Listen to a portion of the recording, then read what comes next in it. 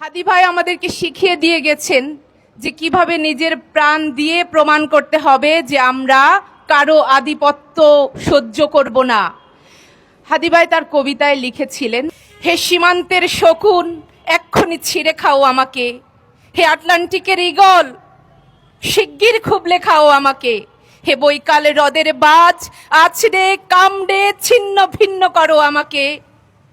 আমার রক্ত রসে শুধু আজ অসহায়ত্ব আর অভাব। কাগজের কামলারা তাকে আদর করে নাম দিয়েছে মুদ্রাস্ফীতি।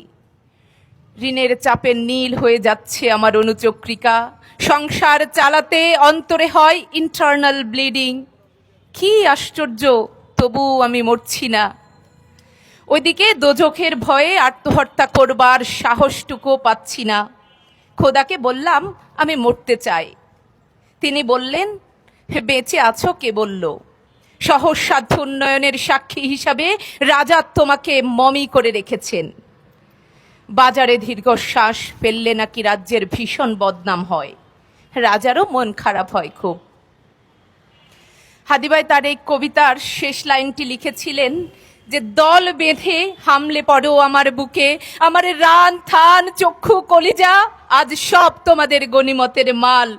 দেশি শুয়ার খুবলে খাওয়ার আগেই আমার ইচ্ছে মতো ছিঁড়ে খাও তোমরা, কিন্তু দোহাই তোমার মস্তিষ্কটা খেও না, তাহলে শীঘ্রই দাস হয়ে যাবে তোমরা।